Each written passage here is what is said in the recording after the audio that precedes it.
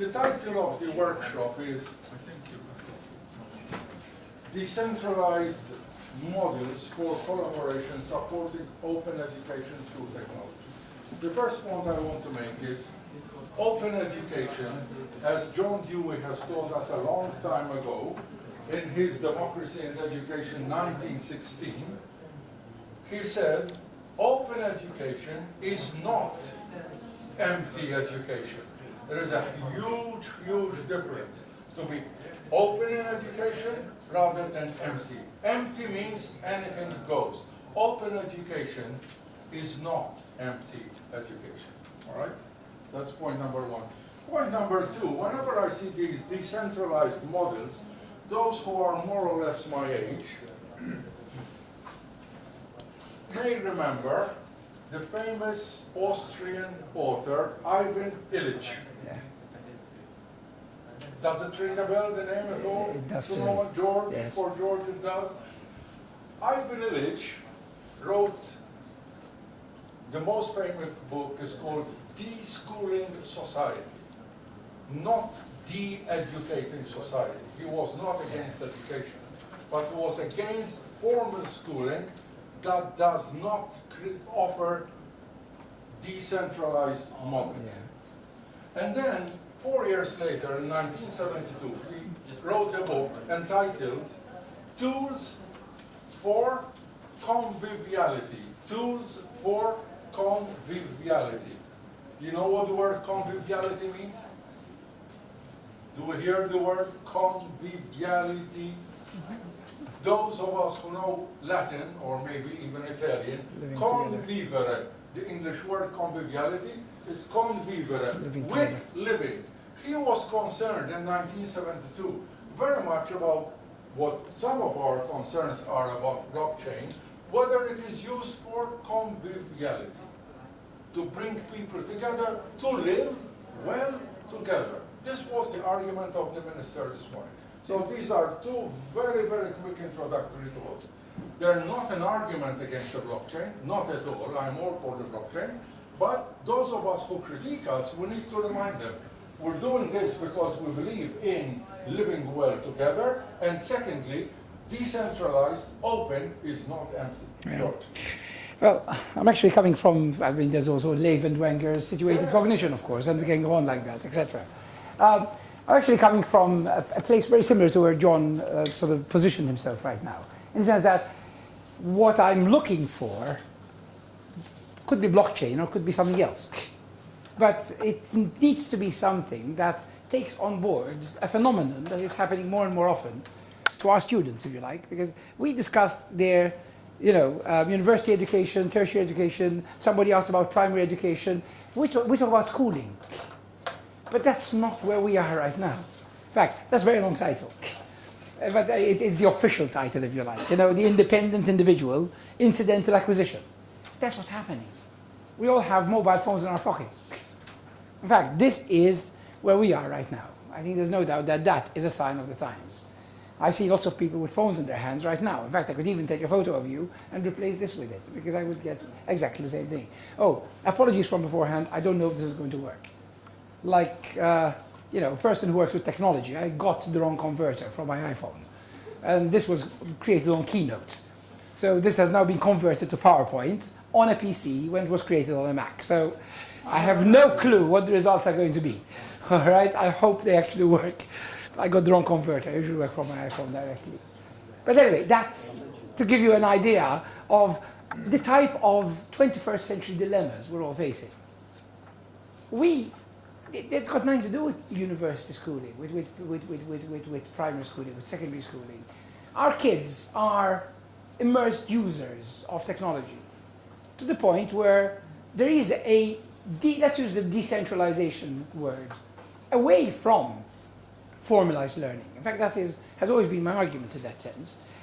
I'm quoting Nicholas Nin here, with mobile connectivity enabling learners to make connections across different contexts and across different learning experiences in different contexts. In other words,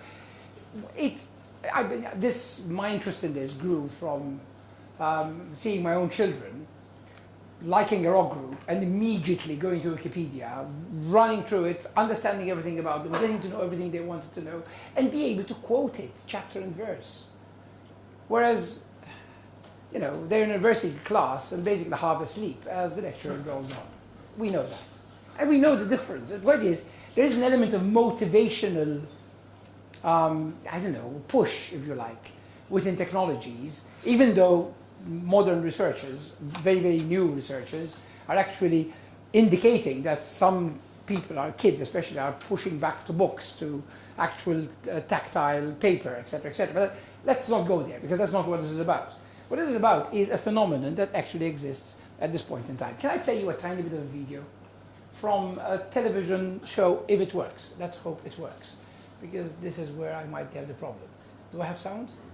Years ago, if you wanted to become a skilled builder, you would apprentice yourself to a master, a craftsman, a chippy, a plumber, a bricklayer perhaps. These days, of course, well, we have the internet. You can learn everything you need online.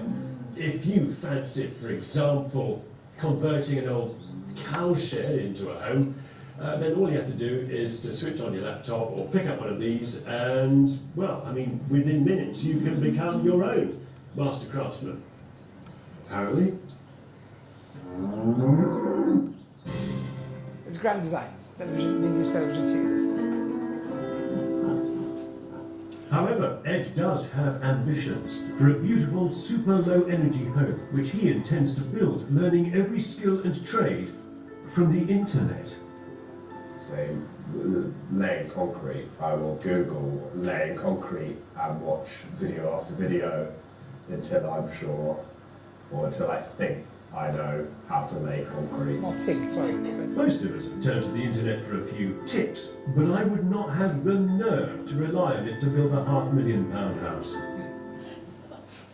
Do you think that their businesses remain viable? Do you think that they've got a good chance of succeeding? Yes. Absolutely, yes. But then we're serious optimists. And I've always believed if you really want something and you go for it, you'll get it. Yeah. Since he was 16, he's always managed to support himself. And Vicky is very capable, and I'm sure she'll do whatever she does and she'll do it well. I also think more and more people are moving to the country and working from home as well. Who wants a better life? A good life, for want of a better way to put it, but you know. Ed seems extraordinarily capable. I have to remind myself, he is not a builder, he is a chef. I think nowadays young people have all this information to hand on the internet, on their iPhones, and anything they want they can just look up. I'm in awe, really. I've been trying to figure out why Ed is so good at building. He sort of slipped almost effortlessly into this role of master builder. And I think I have the answer. It's because he's very adept in handling materials. He's tactile, he's physical. He's used to standing on his feet and working hard all day. He can mix materials and understand how they're put. Years ago, Okay, there we go. Anyway, that's it. Basically, my point there was that this is what our young people do these days. That's what they do. We no longer teach them functional things at university levels. Why? Because they get them from YouTube. They don't get them from us. And even if they do get them from us, they probably ignore us entirely and go to YouTube. That's the way things are. That's the way things are developing. So mobile connectivity particularly has increased massively this omnipresent source of not just information, but education. And this is what I'm talking about. It's not a question of, getting the information. It's not just content, all right? It's also procedural. There's this change, this constant change, which is happening to them. And that's the result. Anyway, sorry, too much text there. The incidental acquisition. Now we have a problem. I'm simplifying the process of linear processing here, information processing model. Stimulus, perception, understanding, retention, and then of course retrieval, and there's loss along the way, etc. Well, I have a theory, which I've tested here and there and seems to hold water, that what most of these youngsters, and not just youngsters, but anybody who's an immersed user and who refers to online work, etc., to mobile connectivity, so on and so forth, for educational purposes, that model no longer functions. The problem is that this is the way I see the model at this point in time. That what you get, what I call hypertextual processing, if you like, is an enormous amount of elements happening at the same time, shooting in different directions, which need basically some sort of grip, something that will, will make them retrieve them in such a way that they become organized. So it's a question of organization. And I do believe that that is the way forward for educational institutions. But that's besides the point. Because in the end, they do get where they want to get. We already see this in the IT, for example. A lot of IT workers do not have formal education. They have acquired education. We've seen this happening. I mean, this is happening in all countries in the world. Because they get it directly from the situated cognition model, if you like. The Lev and Wenger model, if you like, all right? So the problem is, what if these people want to then get into a formalized institution? Plus, our society is based on the whole concept of qualifications. So until such a time when this model is accepted to the point where the qualifications model no longer is required, they do need the qualifications. Now, the prior learning qualifications are not really that easy to come by. We've seen them being done in France a few years ago, in Australia another few years ago. University of Malta is actually finally taking the model on board, but it's difficult. Because how the hell do you assess somebody's prior learning in order to then be able to allow that person within a structured qualification model? That becomes a problem. I have a number of suggestions. There are a number of suggestions where I'm skipping through this. I only have 3 minutes left. So I'm really skipping through this. There are suggestions from the literature. There's connectivism, where the organization can actually happen through connectivism, Siemens, George Siemens. There's the hybrid model, where lots of different elements can come together and then be assessed on that level, and therefore there. But my question is that the assessment does remain a problem. And we're not talking about summative assessment here, because summative assessment does not fit within this model at all. We don't even try to, okay? Because if you talk about self-directed learning, what else? Who the hell is going to be looking over the shoulder of a person who is a self-directed learner? And we're no longer thinking in terms of the individual renegade who prefers to not be part of an institution, but actually, work by him or herself. We're talking about a large majority. I took a straw poll of my students. 50% of them said they would prefer it. So we are actually talking about an enormous amount, which is growing constantly because the technology is there. So could blockchain be part of the answer to this? That is the question I'm actually going to pose. I don't have an answer to this. I'm hoping you do. Okay? But the point, I sort of quoted Skiba here, who quotes Tapscott and Tapscott in turn. They consider blockchain the second generation of the internet. According to these authors, having a secure ledger where one can store information of value, which has trust built into technology, can help transform higher education and, here we go, provide alternative models to ensure lifelong learning. That is the bit I latched onto, the insurance of lifelong learning, coming through the, this ledger that, because it's open, can actually be inputted into, from this individual acquisition, So the number of questions I ask are very simple. And these, I hope, are questions that you guys can actually think about. If not, say, I'm about to finish one, so it's okay. How valid is independent individual instant acquisition of information? Is it valid? I don't think any of us here who are associated in any way with immersed users of technology have any doubt as to the answer to this question. I think that's pretty clear already. How far are we on the way to young people abandoning education, for self-directed acquisition? A natural curiosity empowered by information acquisition on the go. That's it. That's it. All right? how can the straight and present-day learners be harnessed by formal education? And here's where we get to the final questions, basically. Cognitively, how can incidental learning be organized, clustered for retrieval and utilization purposes? Can blockchain help with this? And the place where I believe blockchain can help the most, if it were to be utilized, harnessed in this way for education, is assessment. Since no preset aims are evident, how can formal assessments be given on what is essentially ephemeral? Could blockchain solution be applied in this case? Thank you. Thank you very much, George.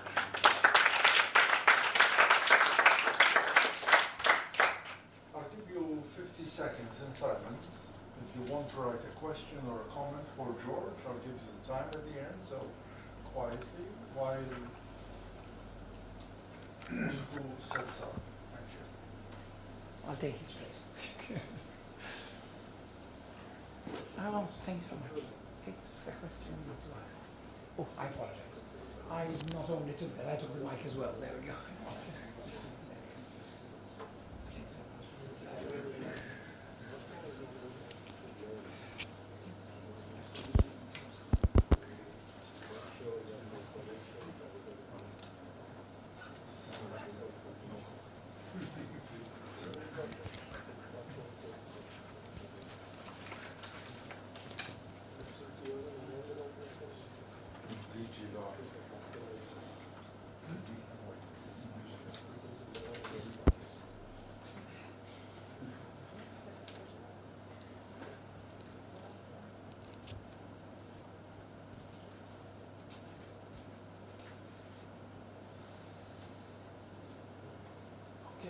Osku.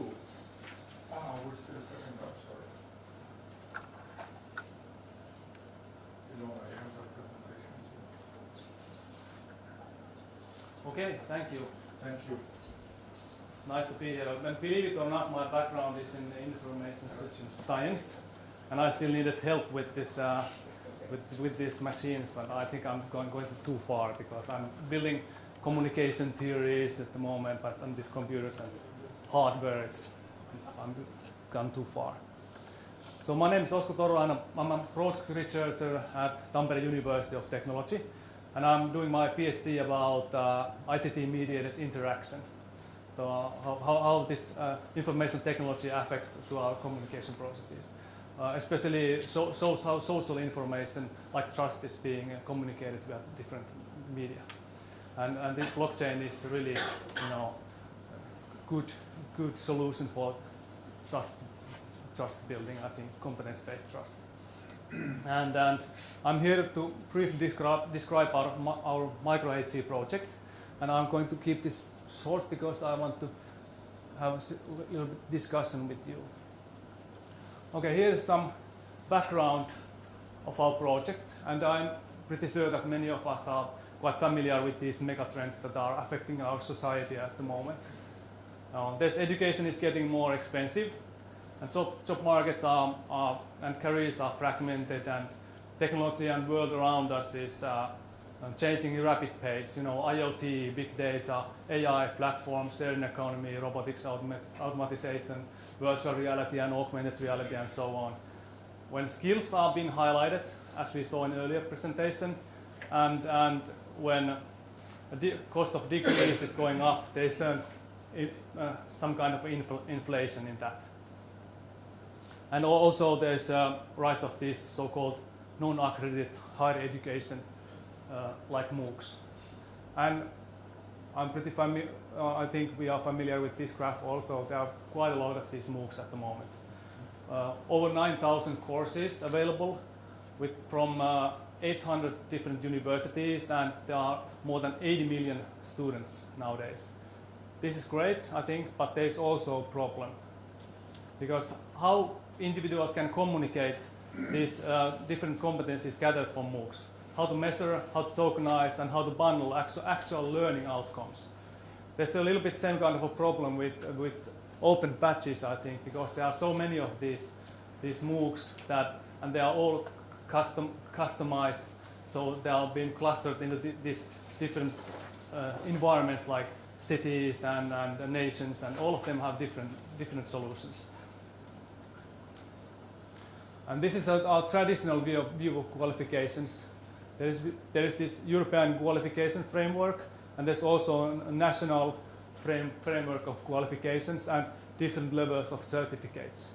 And then, of course, we have degrees there. But companies know that you have a degree X in University Y, but you cannot fill your CV with that. It's impossible. For that, you need the work experience. And that is, I think, one of the major problems here also.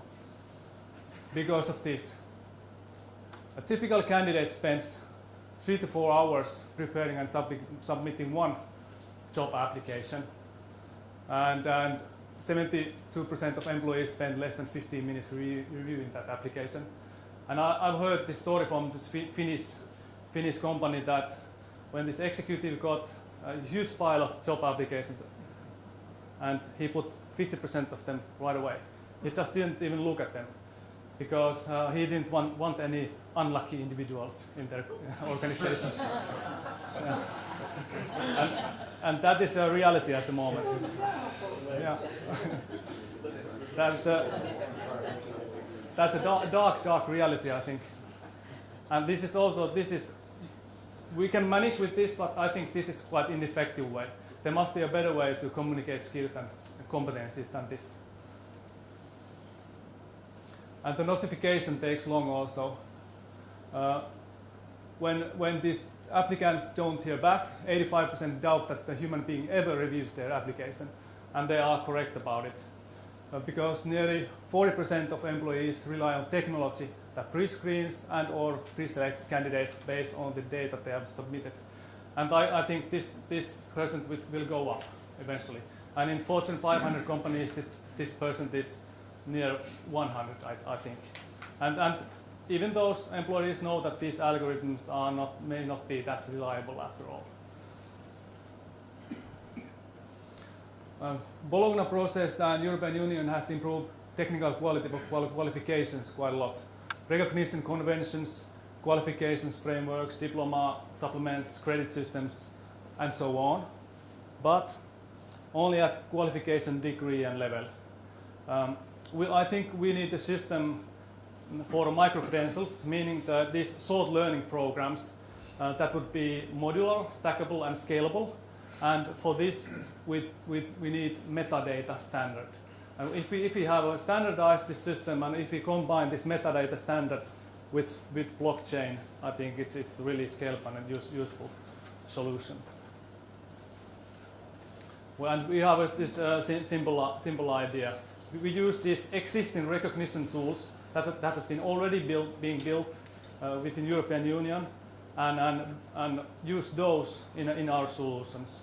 And I think when there are standards for these kinds of bundling and tokenizing learning, and it's scalable, only then there are the free markets for education services within the European Union. Otherwise, these different systems are just clustered within different nations, and it doesn't work.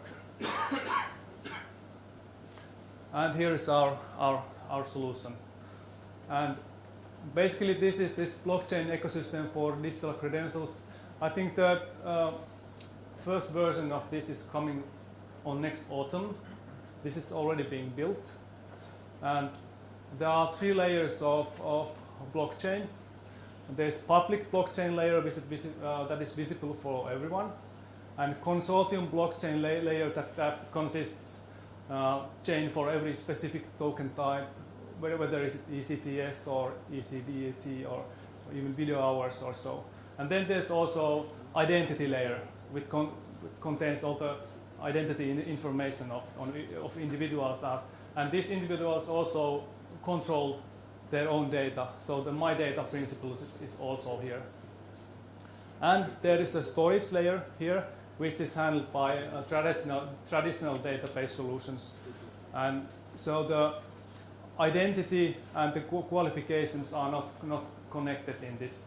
And I think it's really important when considering all of these GDPR regulations and so on.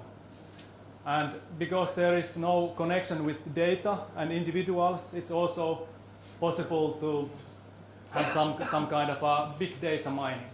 for example, companies and higher education institutions may check with this, from these transparent blockchain systems what kind of micro-credentials are popular at this point, what are being studied and what are not, and they can compare to the needs of the industry and say that this needs to be done more. So it creates transparency between higher education institutions and companies, and I think this would be really practical and useful system. And in summary, our prototype for European Credential Repository can accept both full degrees and micro-credentials. It is based on existing standards, diploma, supplements, ECTS, and so on. And because open badges, they are fully open, and ECTs are quite narrow. These micro-credentials fit right into the between. These short learning programs that can be 1 to 30 ECTS. And blockchain, which it identifies, validates, confirms, routes transactions, it's secure, resilient, and there's no third party or middleman, as we know. And it is just the technology behind this. It is just we didn't talk about, if you think about TCP/IP, which was invented like 40 years ago or something, and DARPANET in the United States, we are not today talking about TCP/IP anymore. We are thinking about something else. That is just the blockchain will eventually just fade into the background. Now we need some regulation and standards and recommendations, and this is what the micro-HC project is all about. We are doing standards and we are giving recommendations, so how to scale up this using blockchains in higher education. Thank you very much, Thanks. Osku.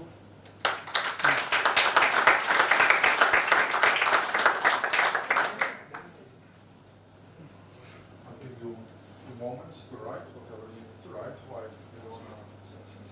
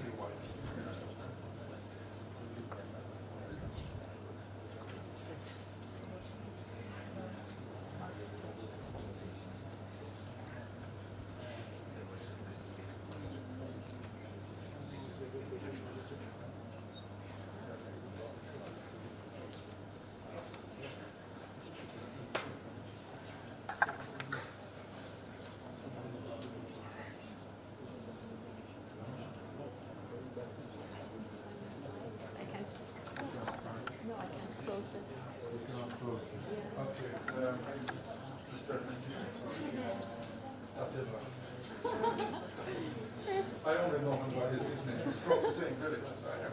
I have my slides on the desktop. Jeffrey, sorry. You are our Windows expert.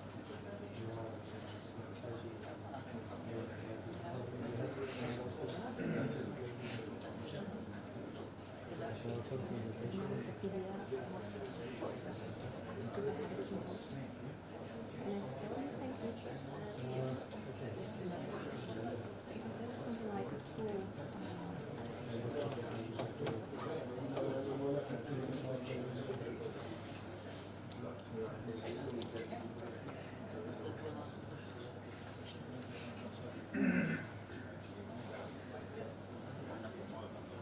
Thank you, Justin.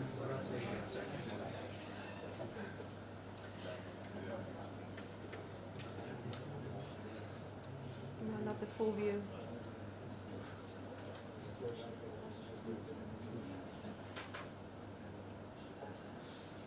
I thought by now you would have drawn a cartoon. I have quite a few. You already have About the conference. Yeah. Gorg Mallia is a professional cartoonist. Amongst other things. Go on his Facebook.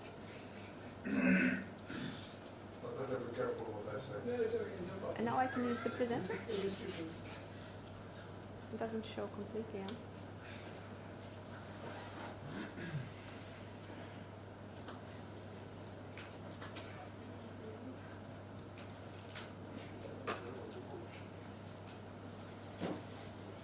Yay. Talking about the blockchain, so complicated technologies. You see, it doesn't show the whole. It doesn't show the.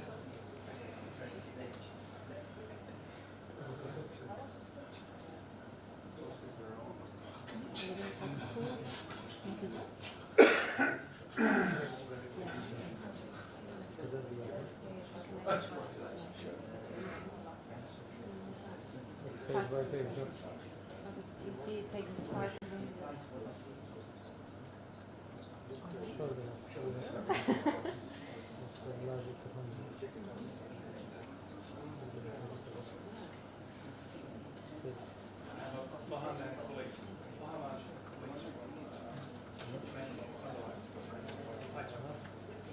it cuts the upper part.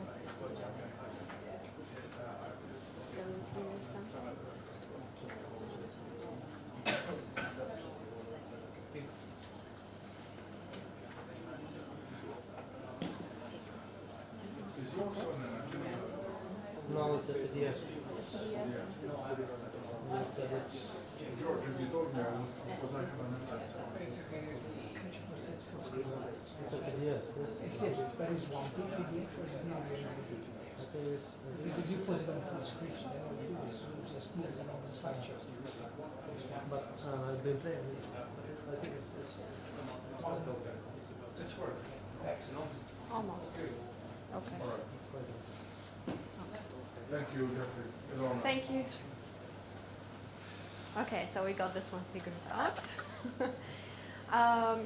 So I am very happy that I had the speakers before. This was very interesting to listen to both of you. And actually, I'm going to talk about both things, so about the assessment and also about the credentials. So I think this fits very nicely.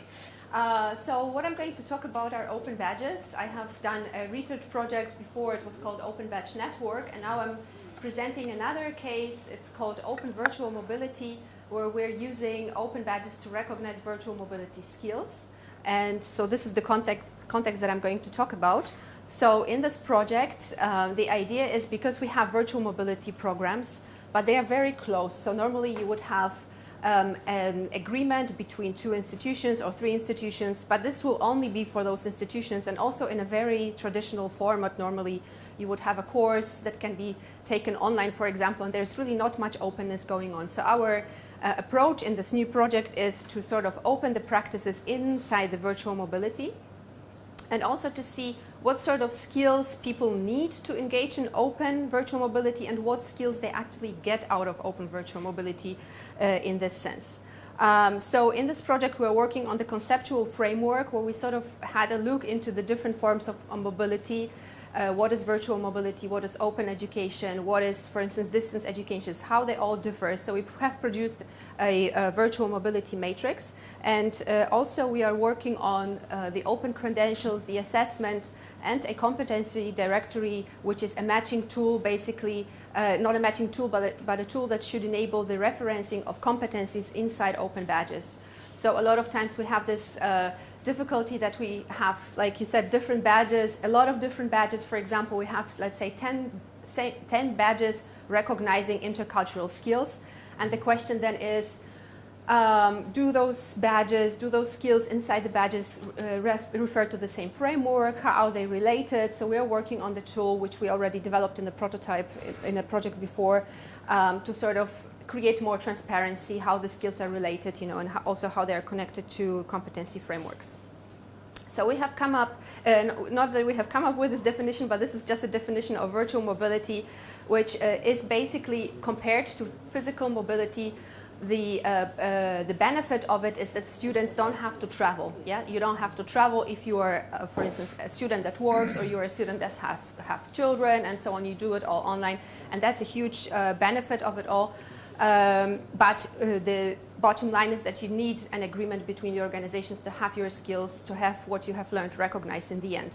So this would be just a normal virtual mobility scheme. You would have a home university, a host university. There will be an agreement what can be recognized, what cannot be recognized, and you can take your credits home. But there are a lot of new forms, like we heard, MOOCs, and then there is a difficulty of actually recognizing what was learned in the MOOCs. Also, we have virtual labs, we have virtual internships. different types of virtual collaborations which are not as easy to recognize as courses are in the classical form. So that's why we, in this project, we want to use the benefits of virtual mobility, the scalability, the flexibility, but also add the open component, which enables the host organizations, for example, to make the courses open and actually have the student take a more active role and not the university. Because in the virtual mobility scheme, it will normally be organizations agreeing on what courses can be recognized. In the open virtual mobility, it will be more the active part of the student who can see a MOOC, for example, somewhere that he or she thinks matches to what he wants to do in the future, and then he can go to the university, his own university, and ask for an agreement so that this can be actually recognized. So this will be sort of a new dimension to the virtual mobility, which would make the process open, and which, of course, would place more power or more decision-making on part of the student, because you're no longer only taking the courses that are in the portfolio of your organization that has signed the agreement. So it is somehow similar to the Free Movers program that we have in the Erasmus, where students are not program students with a cohort of students going somewhere, but they're like free movers. They are more self-directed. They go somewhere. They choose what they think is, for instance, important for their education and career. So I will not go into this. And we have done some research on what skills are needed for students and teachers, especially for students to engage in those open virtual mobility activities, and what skills would be also coming out of acting in this open sort of way. And we have come up with those 3 clusters. We have done some group consent mapping. These would be especially digital skills, but not the digital skills that you would see in the current frameworks, which are more like not only technically based, not only related to technical tools, but they very seldom actually address the openness in using the digital tools or in acting in digital environments. And this is what has turned out important for this type of scenario. The next thing is self-regulated learning and the intercultural openness, which is also a little bit different than the intercultural skills, because it's not about knowing the differences between the cultures, but it's more the attitude, more the open mind, open mindset, and so on. So when you look at those 3 skill types, we're now facing a challenge of how can we actually assess this? How can this be assessed, and can this be actually recognized in some sort of way? Can this be badged in this sense? Does it actually make sense to do it? Because if you think, for instance, we have had discussions about intercultural openness. Can you measure this? Is this something stable? What criteria do you use? And these are all very important skills, not only for education, but also for future work. I'm going to skip this one. So we have a few frameworks in the European Union now, like, for instance, the Open Education Framework, but they are all more addressing the institutional level, like what institutions have to do to engage in open education practices. But we have no framework so far describing the different skills for actually acting or operating in open environments, or even creating those open environments for oneself to learn or to teach. So my discussion questions are, can openness be recognized at all? Is this something we can recognize and issue a credential for? So we had different discussions on this. There are different perspectives to look at this. And if we can credential or somehow recognize or assess openness in this context, what would be the criteria? What would be the evidence, for instance, for this? So like in terms of open badges, we a lot of times think about the evidence that you can attach to the badge to prove that you have a skill. But how do you do it in a more elusive domain like the openness? And also, who can recognize openness? Is there any authority that can say you are open, you are not open? Who can do this? Is this something that can be measured in some sort of way by whom? Who is the authority? So these are the questions for discussion. Thank you. Thank you very much.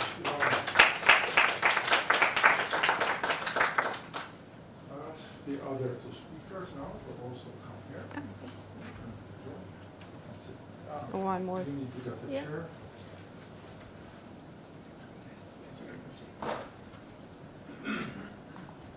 You don't need to sit down, sir. Yeah, we can stand. You can sit, Yeah. stand, yes, It's flying perfect. walk. You will be like the parapet.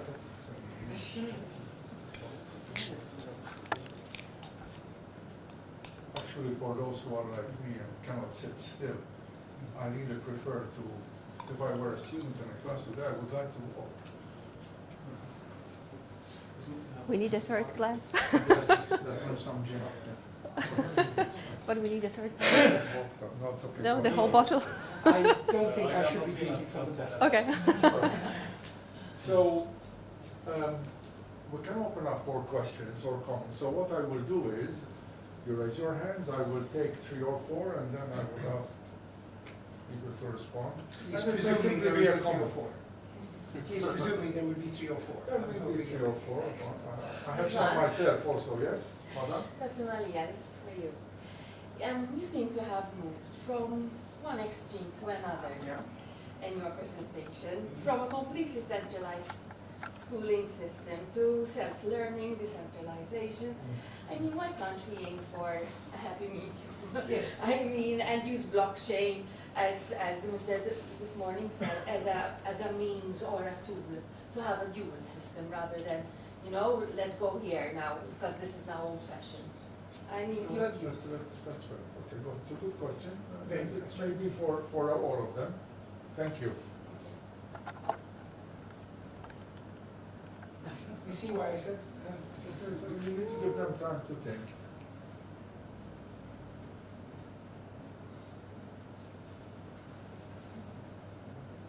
I have a question.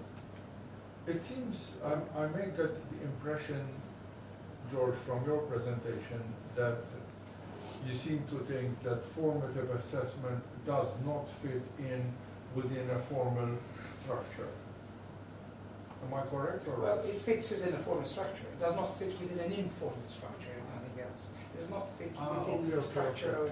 A formative assessment does not fit, Well, a summative assessment. Summative assessment does not fit within a formal structure, within an informal structure. Okay, think about it. I'm not sure about that. I'll come to that. I'll come to that.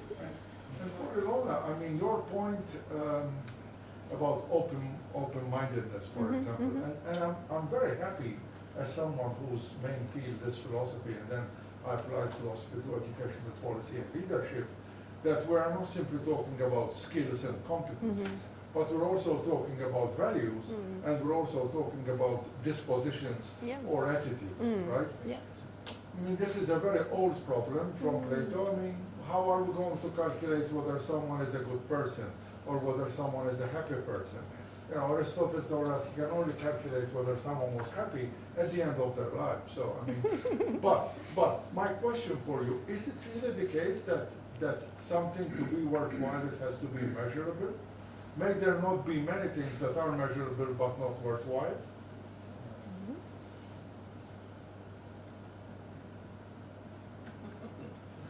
And he needs a question now because he Okay, has there nothing is to think another about.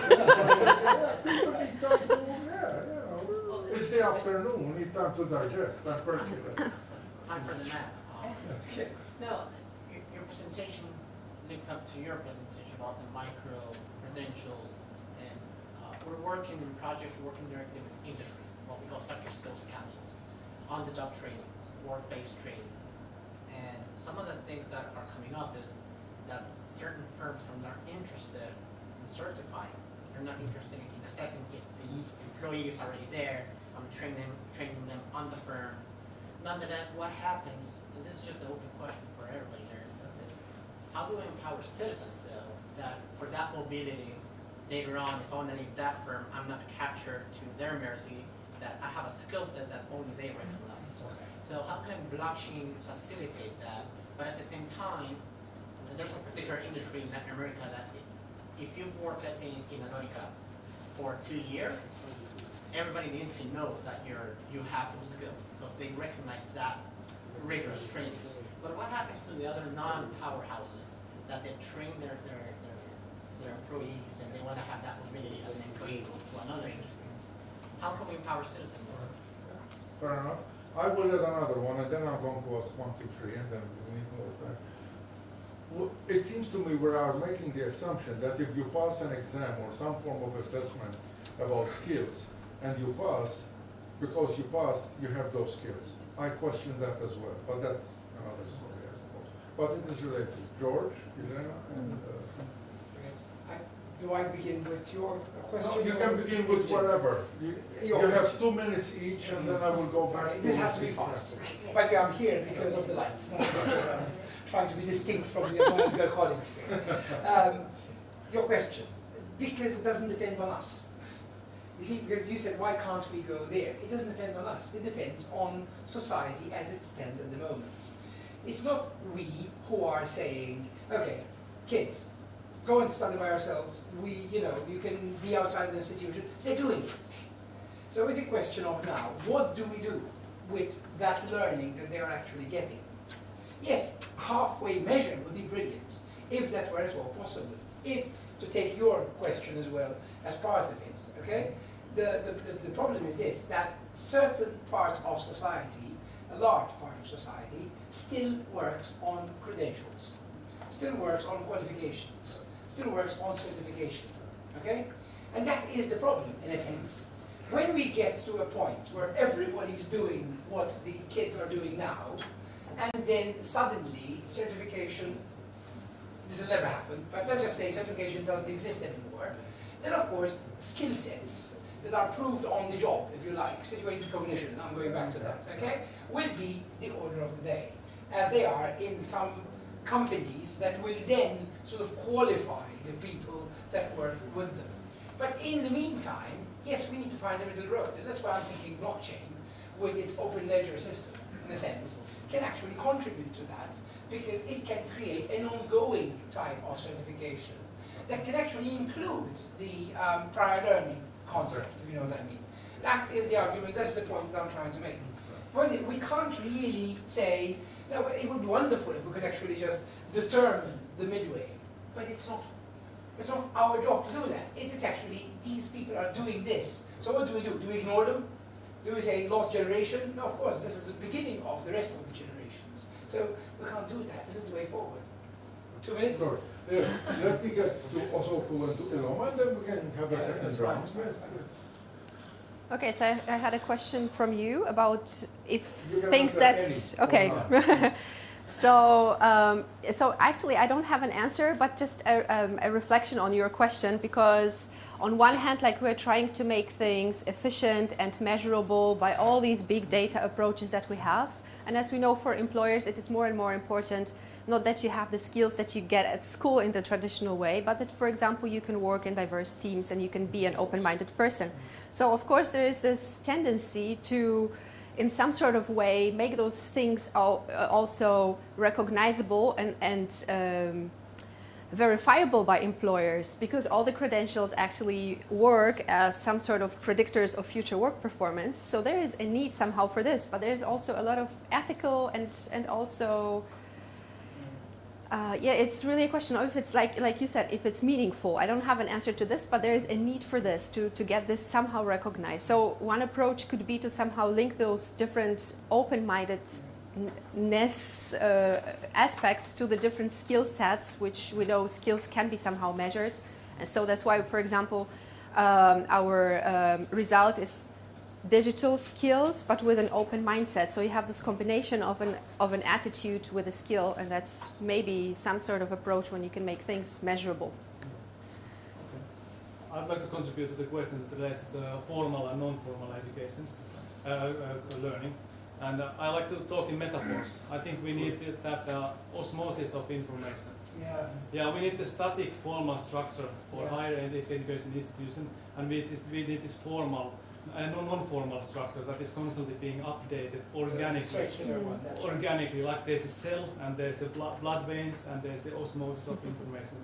So then blockchain creates this transparency in that system, and you can create different kind of layers of blockchains that talk to each other and that have different kind of purpose. That's what I was hoping.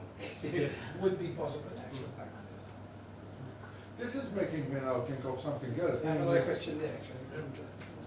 And it's, we talk about acquisition, and so do I, but I think blockchain has another role also in terms of having regular citizens or learners to actually contribute to the social construction of knowledge, which goes far beyond acquisition of knowledge, which gets us into a completely different realm, I think. But yes, please. I have a question for Ilona. Now that I think of it, do I get it right that in your project you're decoupling the learning and the assessment, that the students Yes. should do the learning online or wherever? Yeah.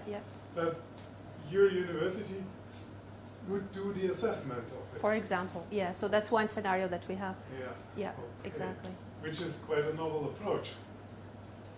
Or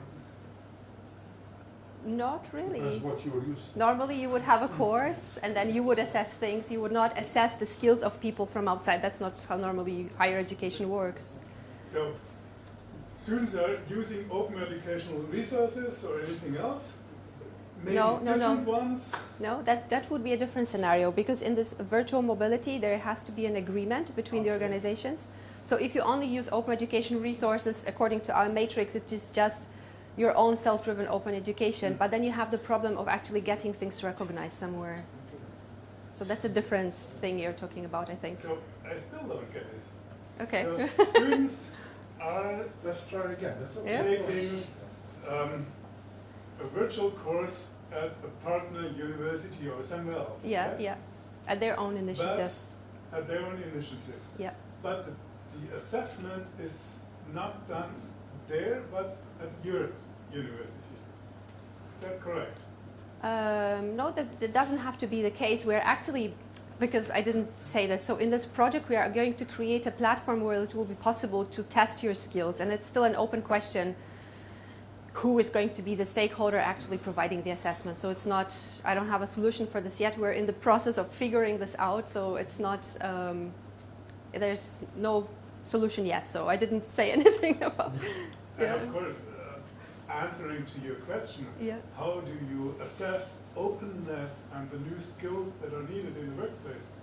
Of course, you do this by requiring project work and assessing it in some way. Yes, and how do you assess the openness? Because you want to have this, it's about the open mindset.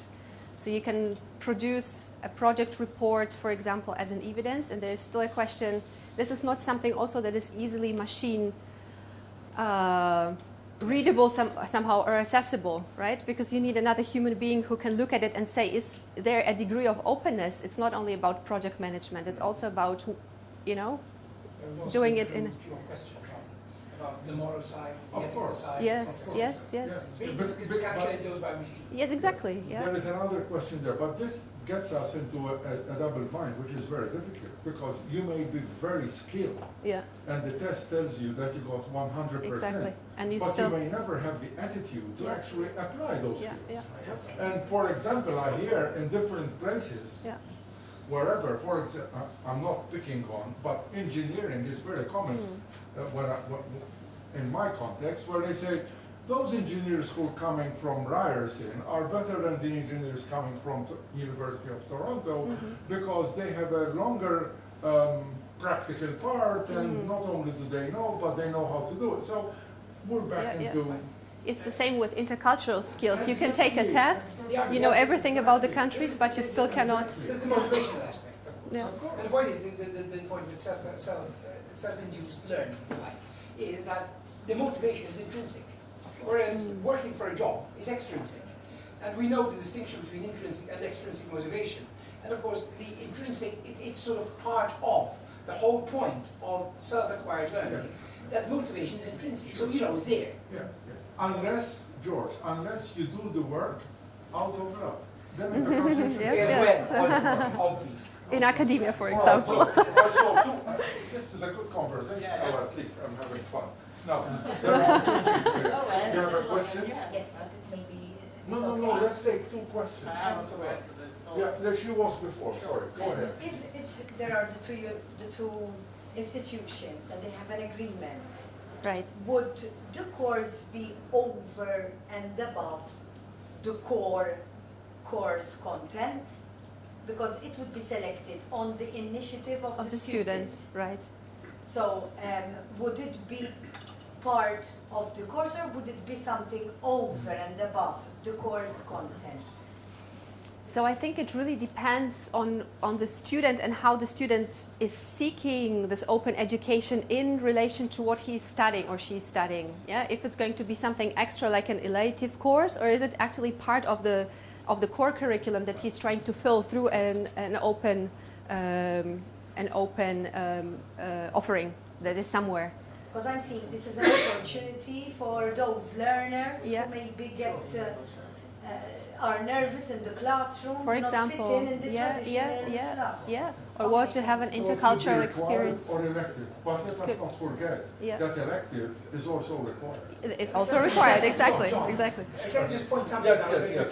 That's the model, that's the strict model of universities, of traditional universities that you just defined. I mean, there are countries, for example, where the university system is extremely flexible, where you can get courses from, say, 3-4 different universities, because you think they fit within the model that you're trying to get. And once you have enough ECTSs, you get your degree. As long as what you're doing is recognized by your home institution. I mean, that's a case in point. So that's something that I dream of. I was going to ask, does the local context are local context is incredibly tight and controlled. Decentralized and controlled. Yes, one last question or comment. I just wanted to comment on this kind of openness or attitude, because we are building a work platform on blockchain, and I was in consulting last 20 years. I think motivation is intrinsic, but your behavior also depends on the team, right? Exactly. So I think that what we so there are systems in behavioral sciences which can help you somehow assess the team ability, like dysfunction, etc. I think the challenge is that technology nobody has been yet to put it in a way that you can measure it remotely. So so we work with a game design company who do that, but they do that in physical games, workshops. And we are trying to see how to bring it on a system, right? And then capture those attributes and try to predict if a team will be successful in another context. So Thank you. Hard skills, if you talk to any HR head, hard skills don't matter anymore. That's what matters. You want to comment on that? No, it's definitely the case. It's always a balance also of the invest in those procedures. If you always can have a simulation game in every university to test different. So there are ways how one could within quotes measure even attitudes and disposition. So if I teach a course as I do on cooperative leadership, and we have an internship, and whoever is in the leadership, whenever they get a problem, they start blaming someone else, and they are bloody arrogant, then of course we have lots of evidence that they're not open. I think what sort of the problem with I always try to examine terminologies, because terminologies are so indicative of what things are. And when we talk about blockchain, for example, we talk in terms of a ledger. We talk almost in the sense of audits, in the sense of accountancy. And that sort of makes it quite counter to the idea of the soft skills, or even more than soft skills, if you like, sort of more intrinsic, subliminal, if you like, elements. I'm wondering whether we'll ever get to a point where we go away within the blockchain idea, if you like. We'll go away from this ledger context, in other words, from this accountancy terminology, and go into a more liberal arts terminology, which will then sort of somehow be translated into the way that things are assessed. I'm not technological here. In the sense, I have no idea how the internal working of blockchain works. But unless we go that way, then whatever we've been discussing is going to be quite difficult. He seems like to have a burning point. You were is that a judgment of behavior and attitudes? He's really passionate. So use the thought that you just mentioned. But what is the metaphor? We use the ledger terminology because we don't know any other way to describe it. That is my question. That is my question. That's where we need It's only when we move away from that out of terminology that we have reasons to describe it in other ways. Because as it is, that's the only way that it actually works as a ledger. Can it work as a ledger also to look at the nuances of, for example, summative assessment, I'm sure. I have no doubt, and in fact that's my hope.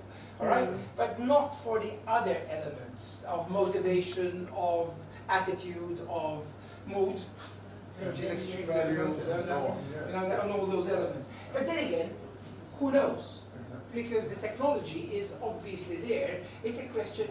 May I say something which has been on my Go ahead. The point is this, that technologies are often created by technicians. And that is the problem. It's only when technologies move from technicians to pedagogists to human beings. Sorry, do I say technologists to human beings? That's all I'm saying.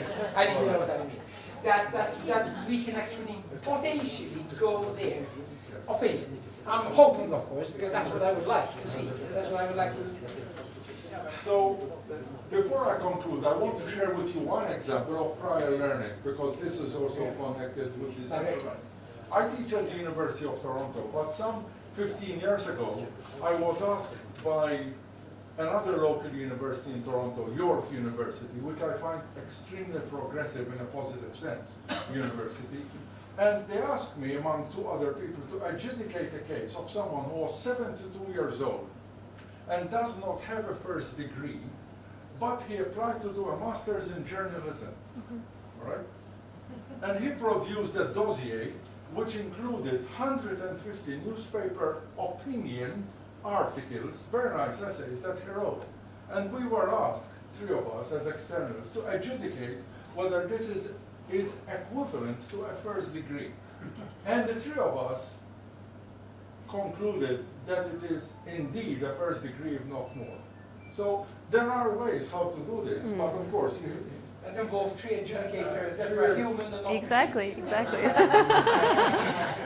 Thank you to the presenters and thank you.